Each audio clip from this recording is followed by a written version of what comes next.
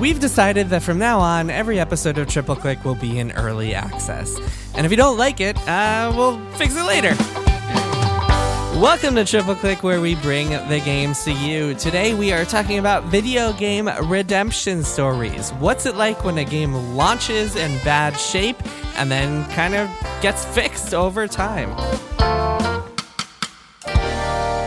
I'm Jason Schreier. I'm Kirk Hamilton. And I'm Maddy Myers. And we are back for another episode. We sure are back. Hello, my friends. It's nice to see both of you. It is great to be here. And it is. If you like Triple Click, if you like supporting the three of us and helping Kirk eat burritos, helping me get my burritos, please become a member, a Max Fun member. If you subscribe to the show, you will help us stay independent and keep making this show. To do that, you go to MaximumFun.org/join. If you do so, you get monthly bonus episodes from us, from the three of us, including other all sorts of things. We do Beans Casts, where we spoil things.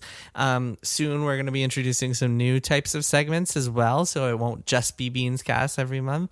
So yeah, subscribe and you'll get some access to that sweet stuff. That's sweet shit. You sure will. And I think that's about it for up top stuff. So let's get to the episode, shall we? Let's do it. I hear there's a topic that we're going to be talking about. There is a topic. And it's not just any topic. It's of a certain temperature, right, Jason? It is a hot topic. A hot topic? It is a hot topic. Since by the way, we should say that we're fanning ourselves. No one can see this, but we're fanning ourselves. Okay, so this week, our hot topic on this week's episode of Triple Click is video game redemption stories. And so last month, as many of you know, the video game Cyberpunk 2077 came Never heard out. of it. What is that? And, we've never talked about it on the show before. So this game had a really rocky launch. By the way, it's hilarious that we think of this game as like one of the flops of the year. When it came out, it had like a 90 on Metacritic. And it sold absurd numbers and made 13 million copies. Yeah, I do see people talk about, it was such a failure. And it's like, it's a little more complicated than that. Well, what's interesting is that if you look at like CD Projekt Red's shares tanked, like they wiped out.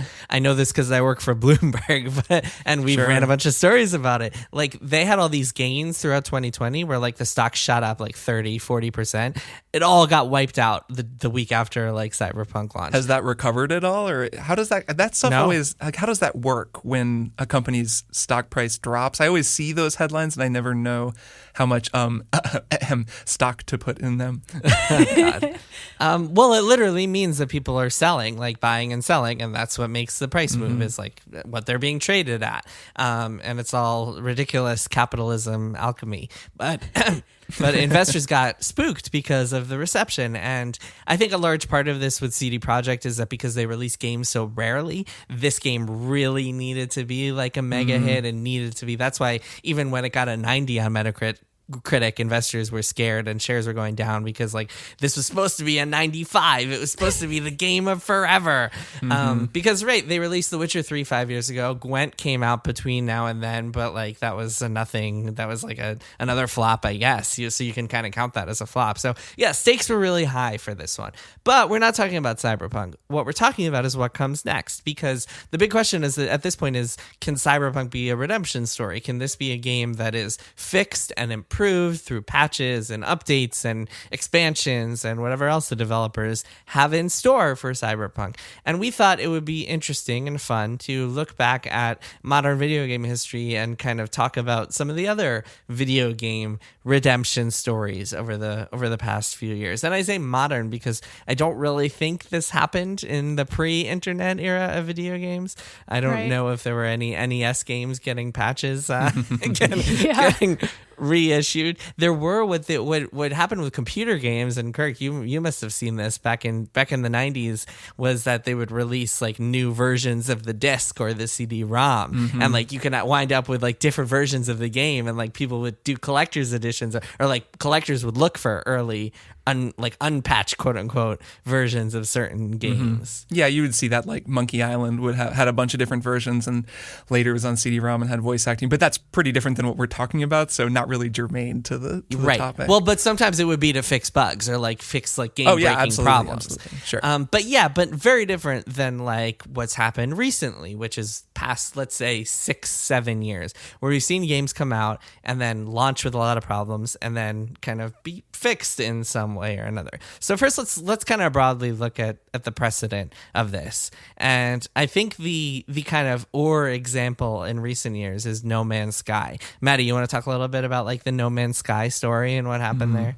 Sure. So I think the No Man's Sky story is mostly about promises made in trailers, or at least that's how people describe it, and marketing materials and the few interviews lead up to the game. I remember seeing a Stephen Colbert episode about No Man's Sky. I don't know if you guys remember that. Where it was infamous. Oh, yeah. Yeah, where a special level had been created, like a planet just for Stephen Colbert with like certain sound effects that were themed around his show. And the promise being made by that was this idea that every planet would be unique and different and you could do anything. And it was also all procedurally generated. It wasn't actually like this special Colbert level that was being presented. Like, if anything, that should have been a warning sign, I think, that like this wasn't exactly going to work the way that it sounded as though it would.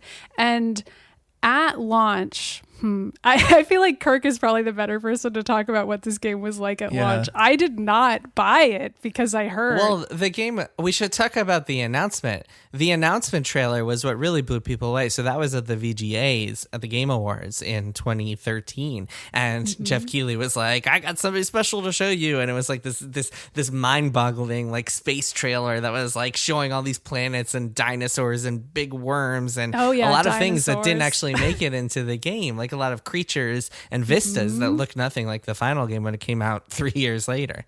Yep. I think there was one thing. So I reviewed this game for Kotaku. My review is interesting to read now because I reviewed it twice in the same review. I was kind of in an experimental phase. This was a little bit before I wrote that like narrative Destiny 2 review. I was feeling bored, I think, with writing game reviews. So I was like, I'm going to review this twice. And it wound up, I think, being, especially because I remember Stephen Totillo, our editor, like mercilessly edited it and made me remove all this stuff. Like I kind of kept coming back and wanting to review it more. And it wound up being, I think, kind of a cool look at the game because I first reviewed the game that I wanted it to be, where like I followed the story and moved through the galaxy and was just like, what the hell, this sucks. Like it was so shallow. There was like every planet looked the same. I just stopped caring about everything. I just needed enough materials to make the fuel so that I could keep going. And then I got to the middle. There's a lot of grinding. And you get to the middle and the game just resets. So then the second time I was like, I'm going to meet this game on its own terms. I'm not going to travel. I'm going to stay put. And I wound up finding this kind of nice, chill experience because the aesthetics of the game are very pleasing. And if you don't travel too much, you didn't see that the planets all repeated themselves. And it's funny. I look at the trajectory of this game where now it has in so many ways become and surpassed the game that it promised that it would be. Specifically, even though I found this game that I liked among, in the midst of this very limited experience compared to what they promised. And I think about that trailer you mentioned, Jason. The one thing that trailer had, that the game had, was you would be walking on the surface of a planet and you would climb into your starship and then you would fly up and break orbit and be in space. And like there would be no pause and it would be seamless. And that wasn't the game. And I feel like that's still kind of a magical thing in No Man's Sky. And for all the things that they've added, like they did have that core and that kind of helped. It gave them something to build around maybe. Can you talk a little bit about what they've added? Like, do you have any sense of like what the biggest things that have been added over the past 4 or 5 years have been? I think the biggest thing is easily multiplayer, that they've added real multiplayer. Right. That was, I forgot to mention earlier, that was the biggest promise that never came to fruition. And in fact, when the game launched... Well, it did eventually come to fruition, but was not in the launch but at launch, even at launch, Sean Murray, the director of this game and the kind of the controversial face of it, had said before launch there was going to be multiplayer. And even up to the day at launch, even after at launch, he never quite reckoned with that promise, and he never even said like, hey, actually it's not in the game. And so what he had said was that people could encounter each other, but the chances were infinitesimal, and basically you would have to be in someone else's galaxy and find someone else's planet, but the chances were so small, blah blah blah blah. And then what happened was on launch day, 2 Twitch streamers, or 2 people who were playing and started streaming on Twitch, found out that they were right next to each other and tried to find each other, and they couldn't. And it was captivating because it was like watching this play out and watching them both standing in this world that they couldn't actually see each other in, it was like this unfolding of this lie in reality. It was pretty wild. So I think just in terms of the redemption arc, like to look at this game in terms of a game that has clearly redeemed itself, I would say in the eyes of almost everybody. Like there are still people who get salty about some of those initial promises. Understandably, I get it if you feel that way. But it is hard to look at that. Like they didn't specifically address some of the promises they made, but in practice and in the work they did, they absolutely addressed it and then some.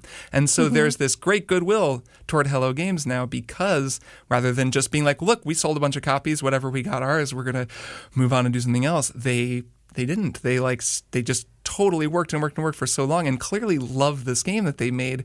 And I think that at least in terms of this example, that thing I was saying, like there is a core there to this game, even at launch that was there. The whole dream of like flying around a solar system. And that was there at the beginning. It was just in this game that was kind of weird and unfinished or just kind of empty. And then they've just filled in around that core. And that I think allowed the game to become something that is truly great now. Yeah, and also players have made it great as well. Like players have built so many structures and fan communities and created role-playing rings within No Man's Sky. I mean, obviously all of those processes needed to be there for them to use. That part was on Hello Games to create. But players have now made No Man's Sky into a completely different type of world than it ever could have been at launch. And that's a huge part of the success of the game now. And what I associate with the game now is like absurd factions and players role-playing with one another and those kinds of crazy stories about like raves and stuff that people throw in the game, especially in the pandemic. And that part of the game, to me, it's hard to even think about it in terms of the way that the game launched. Like it doesn't even feel like, I mean, we're literally not talking about the same game. Like people don't even talk about it the same way. No, it's a different game. Well, because the stuff you're talking about wasn't in there. So at launch, the game was essentially like walk around planets, like trade with aliens and grind for materials. And then after launch, there was an update called Foundation, which added base building. Then there was a survival mode added. There were more updates. And then the big one was in 2018. July 2018, so 2 years after launch, called No Man's Sky Next, and that was the one that had a multiplayer and like a whole bunch of stuff. And then they just kept doing it, and like the most recent update I think was last September or something. Kind of recent Origins. stuff, yeah. So they've been sticking with this game for over 4 years, which is something we've seen a lot these days, even with games that are big successes, like Stardew Valley, which just got a recent patch despite coming out in February of 2016. But with this game, because of the initial story, it really feels like a comeback, and just like the stuff that has come out since then has just been universally loved by players. There's kind of a connection, I think, between this topic, between the idea of a game slowly becoming better and the framework of games as a service. They're different things, but they function kind of similarly. And it's wild how Stardew Valley feels like a game as a service, even though all the services were free. So it's like just being updated. And the same with No Man's Sky, where that felt like it could have almost been an MMO or a game as a service, but it wasn't. It was just sold as a $60 game and then just got years and years of free updates, which is very cool. And it's like a cousin or something of the game as a service. Yeah. Yeah. I mean, I think something that I've found just talking to developers of games like this is it's almost like a counterintuitive notion that you can keep updating a game and releasing things for free. And it's like, well, if I'm a developer and I'm not getting paid for this stuff, like, why am I continually doing it? But you wind up selling so many copies with a long tail that like it winds up paying for itself. So one of the games that I have talked to the developers a lot about is Enter the Gungeon, the roguelike game where you're shooting little bullets at people and get a lot of guns. And what those guys told me, I actually wrote about this in my new book. What those guys told me was that they made more money and they sold more copies of the game 2 years after launch with like one of their post-launch free updates than they did on release. So like that's the type of, we're talking about a totally different business model now than we are even 10 years ago when it was like we make all our sales day one, launch week, games in the front of Target, and then after that it just completely tapers off. Now we're talking about a totally different world. So maybe the best case scenario is we made a whole bunch of money on a game that made people really mad because it wasn't what they wanted, and then we made it really good, and then everyone's happy, and we're still selling lots of copies 2 years later. Hey, you joke, but that is a viable approach. I don't think anyone would take it consciously, but I am only half kidding. It's gonna be so weird if in 4 years everyone's playing Cyberpunk 2077 and it's like a completely different game with whatever the equivalent of cyber base it'll have would multiplayer. be. Like, I don't know. That would be really strange. Maddie, what's funny is that I bet you that is exactly what's going to happen. Yeah, wow. And I think the problem is that these developers are just not really being honest, or I should really say the managers, the publishers are not really being honest about these games. Cyberpunk should have been an early access game. Like if they were going to release it in this state, if they're going to release it clearly earlier than before it was actually finished. If they called it early access, this would not really be a problem because people would be buying into it and just deal with the bugs and wait until it was finished and contribute their own thoughts. And really that's a good pivot to another game that we wanted to talk about, which is Baldur's Gate 3, another giant RPG that came out last year, came out in early access. Yeah, well, just the first act of it came out. But those guys, Larian, it's kind of an interesting parallel. Larian, the developer of the game, also the developer of Divinity Original Sin 2, it's kind of an interesting parallel to CD Projekt in that they're both these RPG developers, have gained a lot of goodwill with fans by making these critically acclaimed masterpieces. And I think Larian's approach is super smart, and they're just like, hey, we're going to put out part of this game. We know these games are massive and they're going to be full of bugs, so we're going to let you guys play it and check it out early, and we'll send us your feedback and let us know what you think. And it's just very much like a crowdsourced form of game development in a lot of ways. I'm curious, do you guys, Maddy, I'm curious to hear your thoughts. Do you think that there's I don't know, what do you think the pros and cons of the early access approach are? Do you think that it's kind of ruins authorial intent to be hey, players, tell us what you think? Possibly. I would also say I think it introduces some pretty big problems with labor and the way that we talk about it, and the idea of whether or not QA should be paid labor, which I think it should be. And I think it's cool that Larian, by putting out Baldur's Gate 3, they didn't do a Cyberpunk situation. They were really transparent about exactly what it was. It launched in early access. It's just the first act of the game, and they repeatedly said in every marketing thing, it's not done. The game is not complete. There are going to be a lot of problems with the game. So if you want to make fun of how the faces look or whatever, that's fine. Game is not finished. All of that was super clear. However, they're basically asking their player base to, I guess, pay them to do work for them, and kind of covering that up with the auspices of you're part of the Larian family, you're a fan, and you're part of this cool movement we're doing where we all fix Baldur's Gate 3 together. And I don't know, that it goes down a dark path. You know what I mean? It goes to a place that I don't like. I wouldn't say it's there already, but it's on the path to a place that I don't like that much. I don't know. I think if people are having fun and they're okay playing an early access game, that it can be a fun way of getting a new perspective on a game. And I think if people were like not having fun and being exploited, I just don't get that sense, especially given that I think that Larian does have QA and most studios do, and that is paid work. But when you look at the QA required to ship, say, Red Dead Redemption 2 at the absurd levels of polish with a game that complex, I mean, it turns into this totally unbelievable amount of work that a huge group of people just have to be put through the meat grinder on. I don't know, releasing a game a couple of years in early access and saying, hey, if you want to play this now, go for it. We're going to be slowly fixing it. You can help us out if you want, or you can just screw around with the early access version and not. That seems like maybe in some ways a more humane approach than just having a massive army of QA people that just throw their bodies at it every day for years to make it perfect at launch.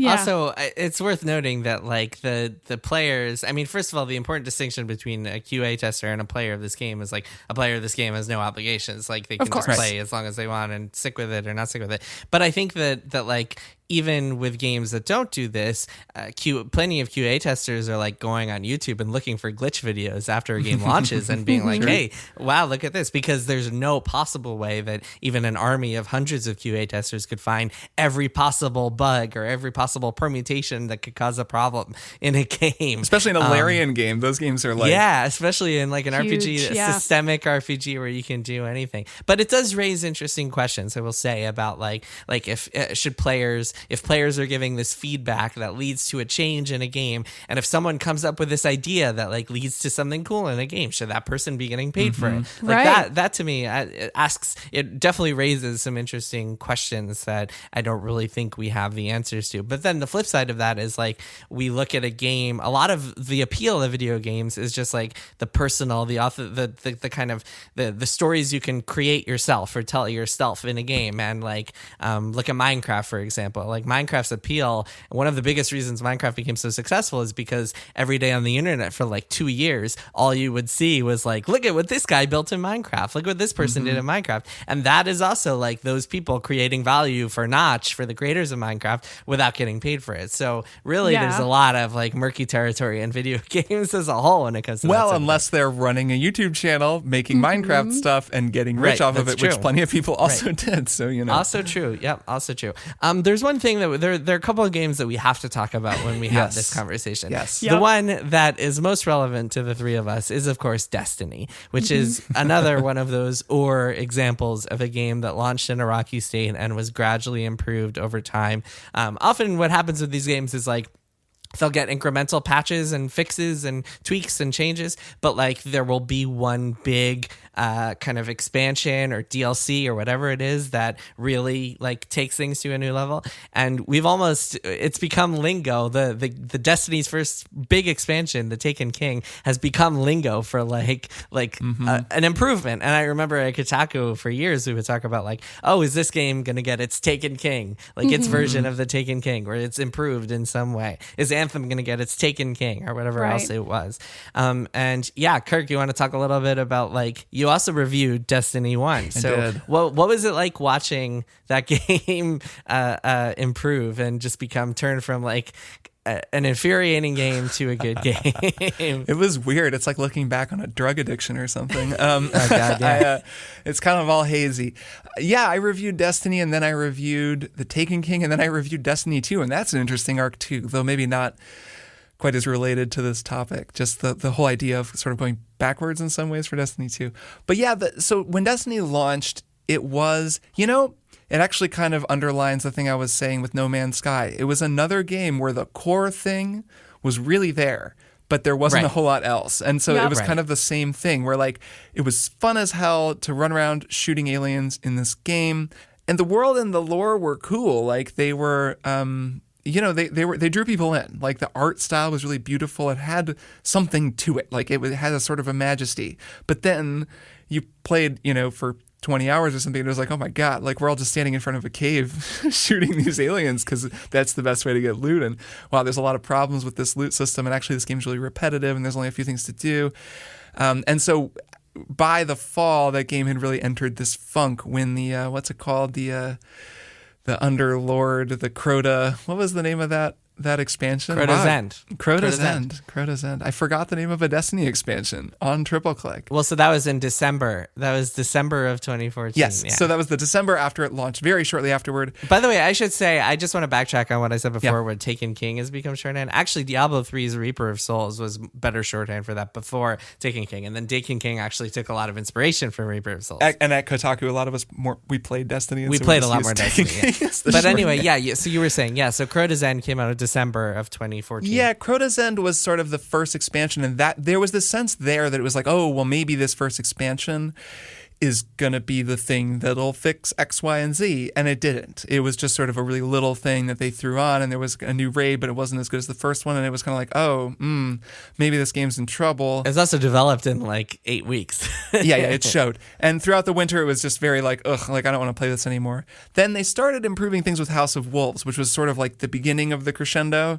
And then Taken King was like fortissimo. And so it was this big build into fall, and like that expansion was just totally killer. Now, Taken King introduced Destiny as it is now. Like it it just like made it into more of a Marvel movie where there's like, the Vanguard or all these outsized personalities. There's banter happening on your radio. Nathan Fillion took on a really big role in that one, and that was also where they recast Peter Dinklage as Ghost, and they recast Nolan North and decast Peter Dinklage as Ghost. So they got kind of like a peppier voice actor in there. The whole thing became a lot peppier. It was like a much more exciting game, and they found a lot of things that they've, I'd say now, become overly reliant on. Just like a lot of the good ideas that they've explored in a lot of different ways, to the point where I would say now the game feels very locked in a comfort zone, and then there may not ever be another thing in Destiny that really shakes things up the way the Taken King, which is fine because Destiny is fun and it has a lot of stuff in it. But the Taken King kind of established what Destiny would be. And then just really briefly, like I said, Destiny 2 was kind of a weird step backward. And then I would say they got it back up and a little beyond where it was at Taken King. So that was kind of that narrative. Beyond light, you're saying? Yeah, they took it beyond light, is what I'm saying. Finally. And all paid expansions in this case. So a little bit of a different story there. Right. Yeah, expensive. That's an interesting one. Very expensive hobby. Well, that was very much, I mean, yeah, you can't, it's when you're part of Activision, when you're a game published by Activision, can't release anything for free. No. Bobby would not approve. I mean, they're not anymore, and you still have to pay for Beyond Light. Like, they're still making money. Yeah, well, now it's a different model because you have to do like the season pass, and you're basically subscribing for that game.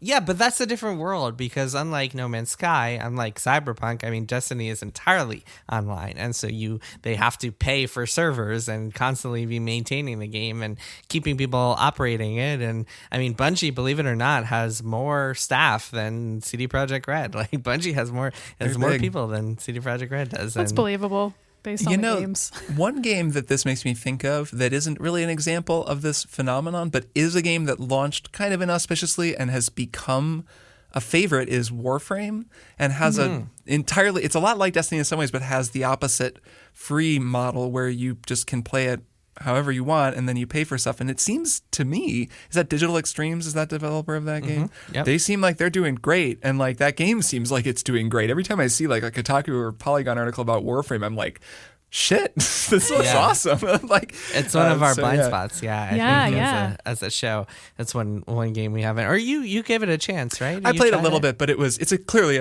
a big investment, that game. Yeah, well, a lot of these are just like the games as a service. You have to like really pick one and commit to it, and it really has to. It like replaces your gaming time for other stuff, and people like us who want to be playing or have to be playing constantly different things. It's tough to stick with a game like that. Yeah. Unless it's Destiny, and then we find a way. And then you just make your weekly podcast about Destiny every single week for weeks and weeks and weeks. That happens from time to time. It does happen. But you're one more thing every single week. Yeah. Destiny. Because, hey, here are my adventures in Destiny. Who can say if anyone here has done that? We have to talk about Final Fantasy XIV, by the way, which I know neither of you have really gotten into. Yeah, but still. I'm more into it. But still, there's no story like this because Final Fantasy XIV, unlike, so what happened with all these other games is people kept playing them even while they were getting fixed. With No Man's Sky, it took a few months, even a couple of years for like the patches to really start coming, the updates to still start coming, but you could still go and buy the game and you could still play it as much as you wanted. Final Fantasy XIV, so when that first launched in 2013, the original version of that game, which is now called like 1.0, was such a disaster that Square Enix, the developer and publisher of the game, said, you know what? Fuck it. We're pulling out. We're hitting the reset button. We're like smashing the glass that says break in case of emergency. There is one of those in Square Enix HQ. I think they have like glass. Stop the server. They took the game down. And then they relaunched it like a year and a half later as A Realm Reborn, Final Fantasy XIV 2.0, A Realm Reborn, under Naoki Yoshida, who's now considered like one of the gods at Square Enix, a legendary figure. And it's a pretty legendary feat. Yeah, he's a nice dude. Also, I've met him a few times, and this game like blew people away. It was awesome. They totally revamped it. One of the interesting things they do, normally when we talk about these games, we talk about like them getting graphical upgrades or polishes. But like with Final Fantasy XIV, one of the original game's problems was that they tried too hard to push the production values. So they actually like made it look less good, which I think is pretty important for an MMO, which you need to run on like as many possible computers as possible, as World of Warcraft has shown us. But like, yeah, that game has just gotten so good over time, and they've done so many cool things with the expansions. I haven't gotten up to the most recent expansion, Shadowbringers, yet, as much as I would like to. I just haven't been able to yet. Too many hours required, but people say it's like one of the best Final Fantasy stories ever. Not just like one of the best MMO stories, but like one of the best Final Fantasy stories. And I've already seen all sorts of good stuff with like the Final Fantasy XIV Heaven's Ward and the main story, and it's become a pretty good game. And it's been remarkable to see how it's evolved and how it's transformed. But that's another one where like people are paying a monthly subscription, so they can kind of justify like continually updating and adding new expansions and just making new shit all the time. Do you think that'll ever happen again? Like a game like that being literally pulled offline and then totally overhauled? And no more subscriptions, presumably, when they did that. Cyberpunk was pulled off the PlayStation. That doesn't count. They didn't. No, I know. Yeah, no, I don't know. I mean, I kind of expected it to happen with Anthem, but it didn't. And with Anthem, I mean, the BioWare and EA have promised Anthem 2.0, or Anthem Next, as people call it internally, but it just hasn't materialized yet 2 years later. So still waiting on that one. But yeah, I don't know, Kirk. That's a good question. Will it happen again? Like Anthem just doesn't have the Final Fantasy thing. Like the fact that like people are going to come back for a Final Fantasy game if you take it offline and re-release it. And with Anthem, it's just kind of like, oh, I don't know, the thing with the like people in the mech suits. Like, oh, they made another one of those. Okay, is it good? Like it just wouldn't really have that same juice. Well, so Kirk, to that point, I think about what you said earlier about like these games having some sort of core, some sort of like fundamental, like this works.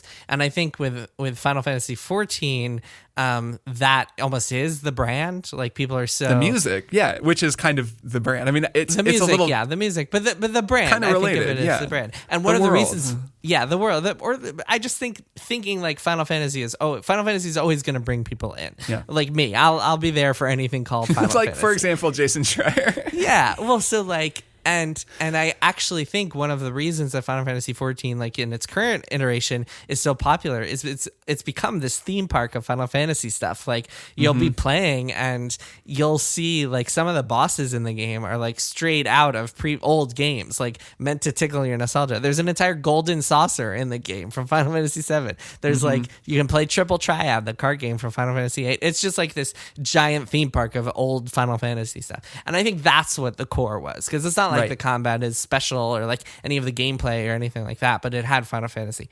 Anthem, on the other hand, does that have anything? It's got those suits. It does. It's got those suits. I wonder if Marvel's Avengers could have a redemption arc, because that at least has the Avengers IP, which I know is already oversaturated in and of itself. But I feel like that's an example of a game that had some good ideas for combat, but the service game aspect of it was not good and not fulfilling, and when we streamed it together, the multiplayer did not fully work. So that game, from what I understand, almost no one's playing it anymore, so it would be a really rocky redemption arc for that game. But I have been kind of curious if that one is going to have a second coming. That's a really good point. That's a good question. So I think the problem that Marvel's Avengers has to deal with is apathy, and none of these other games generated apathy. Almost all of them generated like extreme like rage and anger at the beginning. Avengers didn't. Like nobody really cared that the Avengers was it like kind of didn't come out. It came and went. Which is weird. Yeah. It was really weird. Like you look at like Game of the Year time, or like looking back at 2020 time, nobody even talked about it. It was really strange. Here's this AAA game based on the biggest movie series in the biggest movie franchise in the world, and nobody seemed to really care that much. Like we all played it and enjoyed playing through the single player stuff, and then it was just like, okay, like that was fine. It's over now. Cool. Which is sad. That's like a sadder fate than the Cyberpunk story, which is like Cyberpunk is always going to get headlines when it comes back, and when it gets patched, it's going to generate headlines. Marvel's Avengers might generate headlines, but will anybody talk about them? Will anyone notice? Will anybody click on them? I don't. If a headline never gets clicked, does it actually exist? Is the story really there? It does, but editorial teams slowly deprioritize coverage. I can say that much. That is true. Yeah, so that's another interesting one. But yeah, Kirk, to your question earlier, it's hard to imagine. It was so unprecedented then, and it's so unprecedented now that they actually removed the game and stopped running the servers for a year and a half. They actually made it part of the story, like in In A Realm Reborn, they all reference like the Great Calamity, and that was actually like the first game coming to an end, and like they made a whole event out of it coming to an end where the world was destroyed. So like there aren't a lot of other types of games you could do that with. It has to be an MMO if you're gonna like make it be this whole spectacle. But yeah, I don't know. I can't see it really happening again. So I know we're almost out of time, but I want to talk a little bit about Diablo 3. Can we talk a little about Diablo 3? Yeah, just because of course, you like wrote the book about Diablo 3, so I feel like we should at least talk about it. We should at least mention that it existed. Yeah, so Diablo 3, when that came out, it kind of had a really rocky launch. So Diablo 3 was 10 years, and the people were waiting for it for 10 years. It came out 10 years after the launch of Diablo 2 and its expansion. And it had the game, putting aside the game itself, it had such a rocky. Well, man, oh God, do you guys remember when there were controversies over games being online only? Yes, like that was the big controversy of Diablo 3, that it was online only.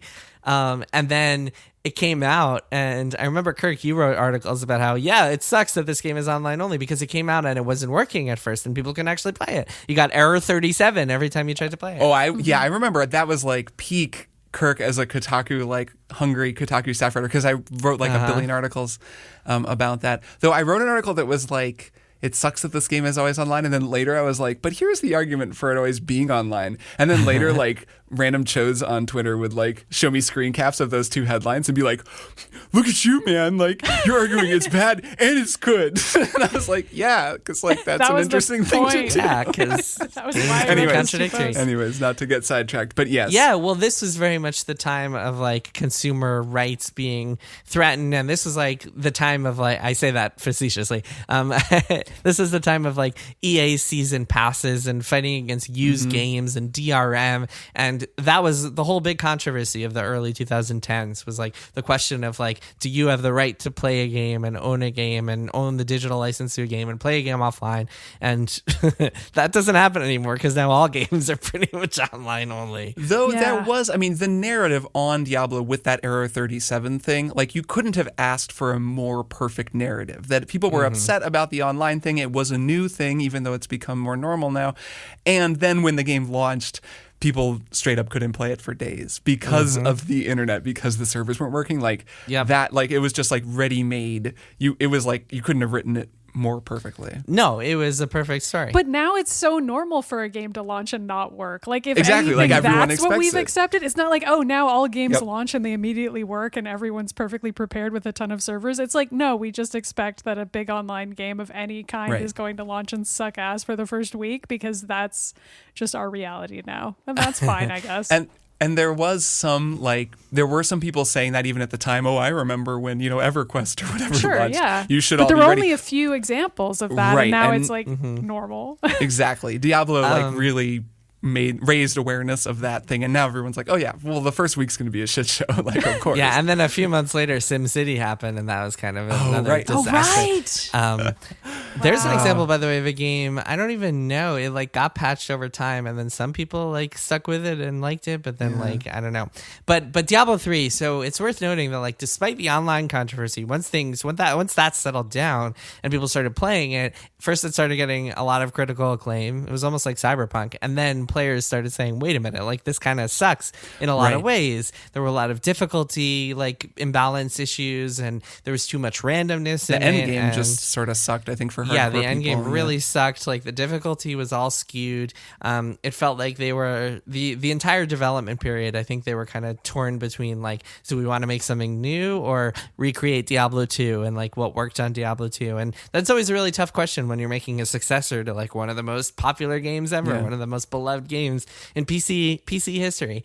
And then a guy named Josh Mascara, who was brought on to do the console versions of Diablo 3, wound up becoming director of Reaper of Souls, the first expansion, and wound up helming this effort to just like change the game in a lot of ways that wound up being really positive, and wound up changing the difficulty system and adding all these new controversial features like rolling in the console mode, or like even the fact that there was a console version in the first place. Man, and the console version of Diablo 3 rules. Rolling in the console version of Diablo 3 rules. Playing as a demon hunter with with twin sticks, super fun. Yeah, that game really became a game that I really like.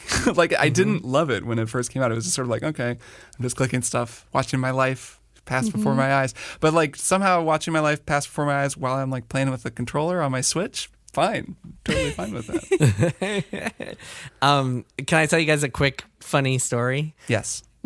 So when I went to Blizzard in 2016, I was working on Blood, Sweat, and Pixels to interview a bunch of people about Diablo 3, they brought in a guy as part of our interview gauntlet. It was back-to-back interviews, and they brought in this one guy. They brought him in pairs. So they brought in this one guy and then another guy. And the other guy I knew was a veteran who had worked on Diablo 3 for years and years. But the one guy, I had looked him up on LinkedIn. I won't say his name in case it's embarrassing, but I had looked him up on LinkedIn, and it said that he had just started a year before. So I was like, oh, this is kind of irrelevant to me. This was years after Diablo 3 came out. Why? I don't really need to talk to him. So I spent most of the interview talking to the other guy. And then the first guy, I'll call him Joe.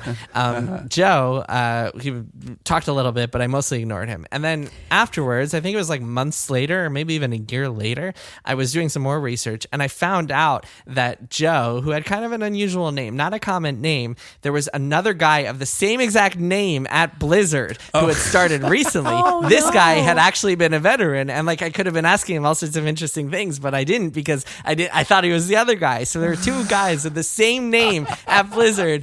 That's funny. It's just how big Blizzard is that they're yeah, it's so funny. There. And it's man, the lesson here is, if when you're going to interview people, do more research than just looking up their name on LinkedIn. Just looking up their name, just in case somebody else with the identical name. And assuming that's the case, just in case there are two people with the same name at that company. Have you ever emailed him and been like, hey, I'm really sorry?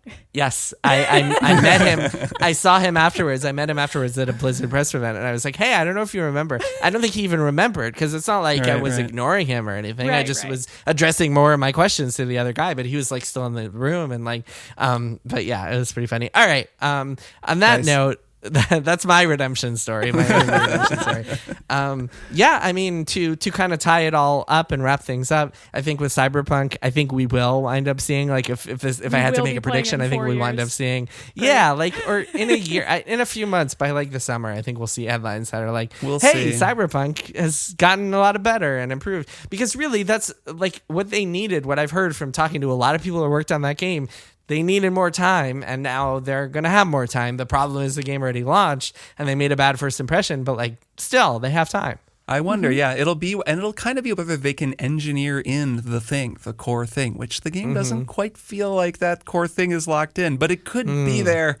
If they manage to do it, it'll be very interesting to see if they can. It will be very interesting. Something worth noting that we haven't really talked about is that oftentimes in game development, the developers of a game don't really know what a game is until very late in the process.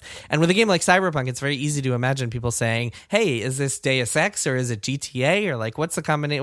What's the right balance here? And then actually being able to play it and see the final product can maybe help crystallize things in your mind in a way that you couldn't really see when you were just playing unfinished builds or your pieces of a game or something like that. So that's why this happens so often. Yeah. All right, why don't we take a break, and then we'll be back with one more thing. 1, 2, 1, 2, 3, 4. Hi, everybody. My name is Justin McElroy. I'm Sydney McElroy. We're both doctors, and nope, just me. Okay, well, Sydney's a doctor, and I'm a medical enthusiast, and we create Sawbones, a marital tour of misguided medicine. Every week I dig through the annals of medical history to bring you the wildest, grossest, sometimes dumbest tales of ways we've tried to treat people throughout history. And lately we do a lot of modern fake medicine because everything's a disaster, but it's slightly less of a disaster every Friday right here on MaximumFun.org as we bring you Sawbones, a marital tour of misguided medicine. And remember, don't drill a hole in your head. Hey, I'm Janet Varney, host of the JV Club podcast. Ah, high school. Was it a time of adventure, romance, and discovery? Class of 95! We did it! Or a time of angst, disappointment, and confusion? We're all tied together by 4 years of trauma at this place, but enjoy adulthood, I guess. The truth is, it was both. So join me on the JV Club podcast, where I invite some great friends like Kristen Bell, Angela Kinsey, Oscar Nunez, Neil Patrick Harris, and Keegan-Michael Key to talk about high school, the good, the bad, and everything in between. My teenage mood swings are getting harder to manage! The JV Club. Find it on Maximum Fun. And we are back, Kirk, Maddy. It is time for one more thing. I'm going to go first because mine is really quick. I've been watching with my wife the TV show Fargo on Kirk's recommendation. It is awesome. I love it. It's really, really good. We finished the first 3 seasons. We're up to season 4. It is just a tremendous show, and I think everybody out there should watch it. It's just, I mean, obviously it's a mystery, dark mystery comedy sort of thing. Not even a mystery. It's more of a dark comedy, like crime show. And every season so far like starts with some like inciting event that's like a murder of some sort or a cover up of some sort, and the rest of the season is all about that and the repercussions of it on whatever given time period. Every season is a different story, by the way, totally different story. So they're all like these short stories, and just incredible different casts every season that are just awesome. Carrie Coon from The Leftovers is in season 3, and she's amazing. And yeah, everybody should go watch it. It's on Hulu. Go watch it if you haven't. Yeah, it's funny to think back. I've been enjoying your texts as you watch this show, which I dearly love, and I'm looking forward to hearing what you think of season 4 because I haven't seen that yet and have sort of heard mixed things. But it's funny to think back of when it first came out, because the idea of adapting this beloved Coen Brothers masterpiece into a TV show, like it was Noah Hawley. He's great. He also made Legion and a lot of other things. He's a very talented guy. This is the showrunner. And they got big stars like Billy Bob Thornton is in season 1, and he's amazing. He's great, but it was not a sure thing. And going into that show, I remember I think it was Alan Sepinwall, a TV critic that everyone probably knows and that I like. He was like all about it. He's like, no, this show is great.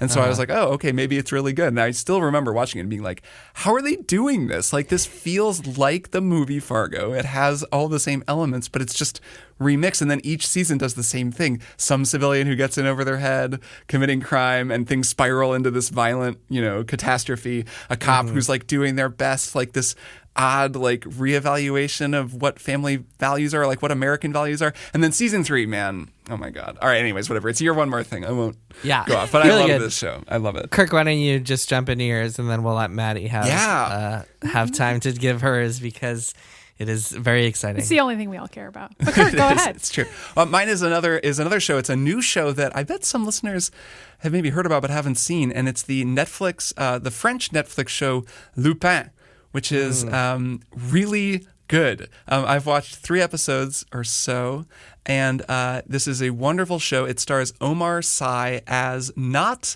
Arsène Lupin III, who is the famous French gentleman thief, sort of early 20th century literary figure who's then, of course, been adapted into a very famous anime. A lot of listeners probably know Miyazaki's Castle of Cagliostro. That movie, actually, fun fact, was like one of my introductions to anime. I had this one friend, Brian, really cool dude, who was, I feel like you either had the friend who showed you all the cool anime and like comics and stuff, or like you didn't. And he was that for me. And he totally showed me like that and like Vampire Hunter D, Akira. He was the guy who showed me Akira. Cowboy Bebop, probably. That friend. I don't know if we watched Cowboy Bebop together, but he was the one who showed me the stuff that made me watch Cowboy Bebop when I saw it. I was like, oh, yes, this, I can jam with this. So Lupin is really, really, really cool. I don't want to say too much about it because it's actually really fun if you go in not knowing what to expect. Like, I knew it was going to be like capers and heists and stuff, which it is, and it does not. If you like watching people pull off heists, this is a great show. I recommend watching in French. There's a dub, but just whatever. It's like dark. Just watch it in the original language. It's fun to watch people speak French anyways. French rules.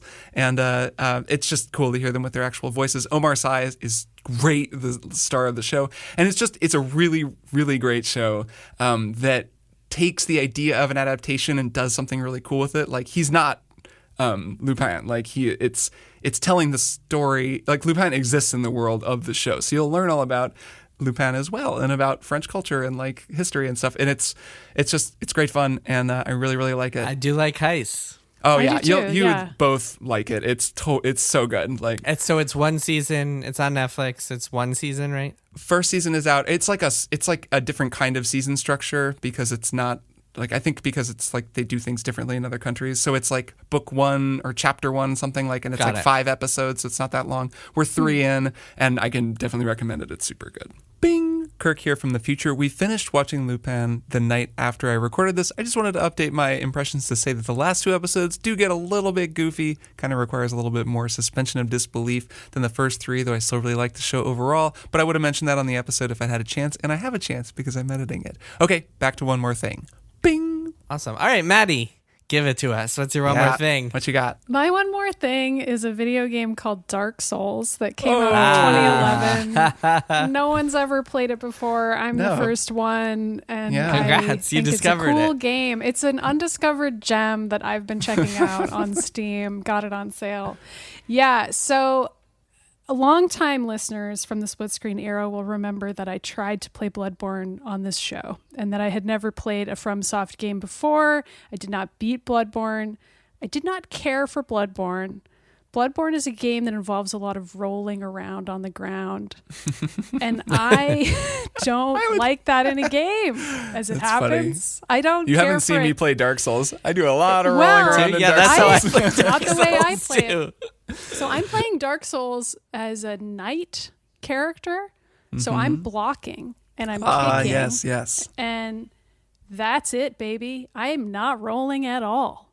And I am loving it. I'm Nice. loving it. And this is the first time I have played. So I played a little bit of Dark Souls and I played a little bit of Dark Souls 2 years ago. I can barely remember it. I remember not liking them. I don't think I played them correctly because these are games that you can actually play wrong, which I'll get into in a second because there's so many different ways you can play Dark Souls and you can play it wrong, but you can also just not like it. So I played this go round with 2 friends. I streamed it to them on Discord, and these friends had already played Dark Souls before, and they walked me through it. And that was so much more fun than any other way I've ever played a FromSoft game. First of all, it ruled. But I also think that I just like the way that Dark Souls is designed better because it's more, the way I'm playing it is more based on reacting to things, and it's a little more fighting gamey. Like having something based entirely around blocking and just thinking about your opponent in that type of way makes so much more sense to me than whatever Bloodborne is that I Can you tell people how far you got, just for context? How far you are? So I have gotten past the Taurus Demon, which is the second boss of the game. There is a tutorial boss, the Asylum Demon, who kind of counts. Most people describe the Taurus Demon as like the first big choke point because you have to fight the same skeletons over and over and over again in order to get to him, and then you have to beat Unless you're him. Jason Schreier and you get him to glitch and fall off of the wall. I didn't do that. I had to actually beat him in the real way, and then I got past him and got Well, to... it's an accident. It's not like you can I really know. trigger it. Yeah, and I got to the bridge with the dragon on it, and then I went down and kicked the ladder so that I'm back at my bonfire again, and that's where I am now. So I can Nice. I've opened up more of the world. I've met that sun guy. I don't remember what his name is, but he's fun Solaire. and cool, and everyone likes him. That guy's cool. So I've been thinking a lot about the way that people talk about Dark Souls and how much it has irritated me up to this point, even though I understand that it is very well intentioned.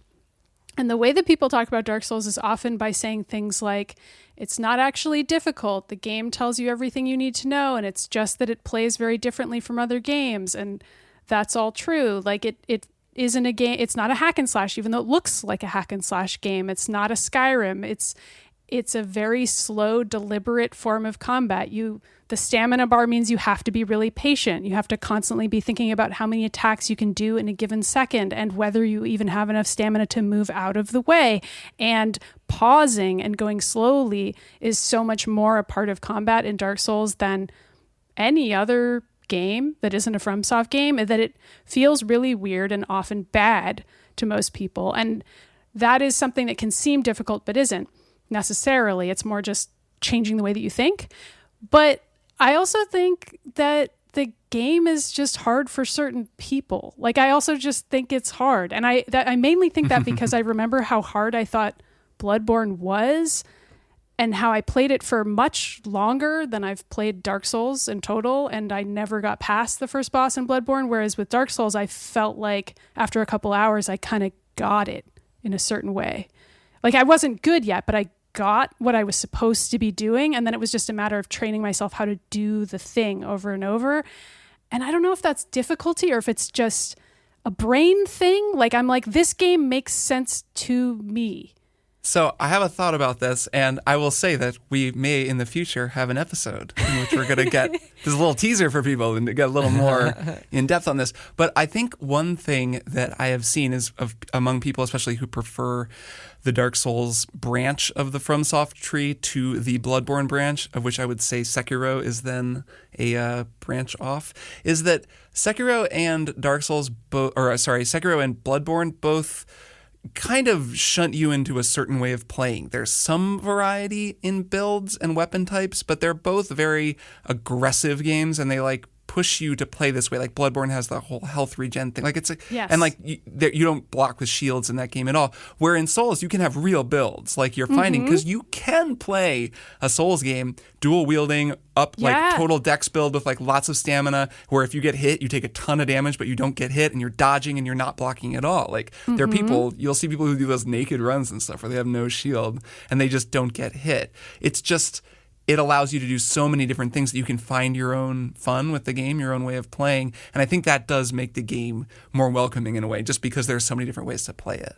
Yeah, for sure. Maddy, I want to ask you, did you have a moment when you kicked down the ladder and you got to the bonfire and you realized that you were at the same bonfire you had been at before? Like, did you have a moment that was like, holy crap, like this is all interlocking? Because I remember that moment being awesome and like being the moment that's like, holy shit, this level design is on like a whole new plane. And Dark Souls still is like beyond all the other From games. I love that. I feel like I also had a lot of moments, classic Dark Souls moments of finding the game very funny. Like there is this moment where I was like, can I break boxes? And then I was like, oh cool, I can break boxes. And then like the next room that I ended up in is the one where the skeleton leaps out of the box and scares you. And it's very like, the skeletons can also break boxes. Like you can break boxes, so can the skeletons. And like I think in that moment you also have to break the boxes to like get to a chest or something. Like it forces you to do each thing as you learn each piece of information. And that stuff is good level design. But I don't know. I'm just also very sympathetic to people who don't like this kind of game at all, because I feel like I was that person, and now that I found one that I kind of like, I'm still, there's a shadow part of me that still hates it at the same time and is like, this is kind of dumb though. Like there were some moments where I would be like fighting the same skeletons over and over, and then I would die for a stupid reason, and I'd be like, I know this is the point of the game. Like the point of the game is that I just died for a stupid reason. Like I just didn't quite back up far enough at the right time, and I thought I did, and like now I have to fight 16 skeletons again, and like death is meaningless, and that's Dark Souls. It can be grueling. But it's also like stupid. You know what I mean? Like it's like stupid that I spent hours of my life fighting the same skeletons over and over. Like why? Yeah, I've had those moments where I quit games for that very reason, and that's why I bounced off Bloodborne in the first place, because I was like, why am I wasting my time with this? Yeah. But like with every game, and I think you might have hit that moment, but with every one of these From games, there's that one point that you just hit and you're like, oh man, I'm in the groove. I love this game. With Bloodborne, it actually happens for most people after like the third boss or so. Yeah, maybe so you hadn't quite that's gotten so there. Far away. Oh yeah, no. With Sekiro, it's like you don't get there until the Genichiro fight, which is like a third of the way through the game. With a lot of these games, it like takes a while before. So it's really a commitment to get into these games.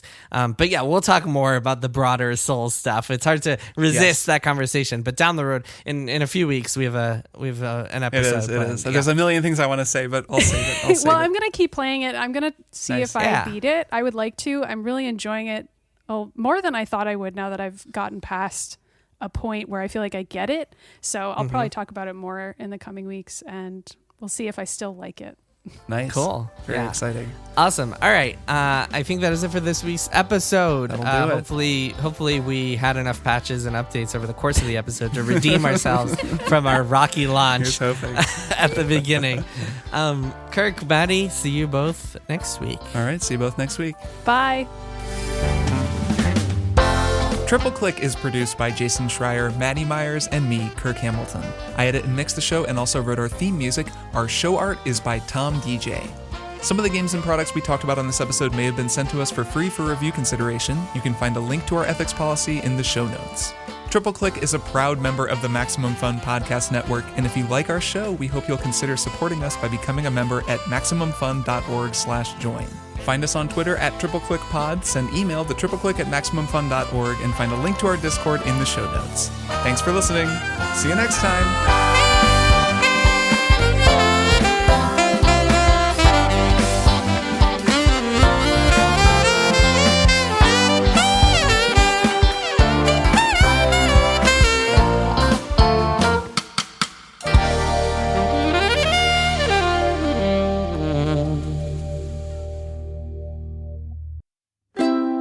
MaximumFun.org.